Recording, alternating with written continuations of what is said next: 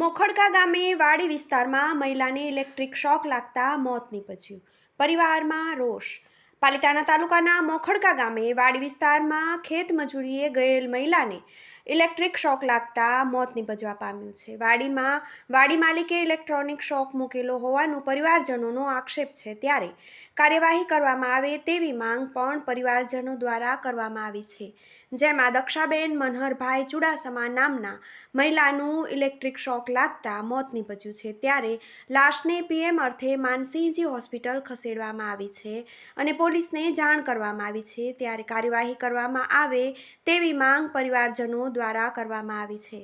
ઘટનાને લઈને જ્ઞાતિના આગેવાનો સહિત માનસિંહજી હોસ્પિટલ દોડી આવ્યા છે અને ઇલેક્ટ્રિક શોક લાગવાની ઘટનામાં મહિલાનું મોત નીપજતા ગામમાં અરેરાટી વ્યાપી ગઈ. તમારું નામ? મારું નામ હિતેશભાઈ વાલજીભાઈ મુંજોડા. શું થયું છે? આ બેન બાબુભાઈ મીઠાભાઈ કિકાણીની વાડીએ મોખડકા ગામમાં ગયા હતા. ત્યાં પર દાડીએ ત્યાં પર એમને શોટ લાગ્યો અને એ બેન ડેથ થઈ ગયા છે.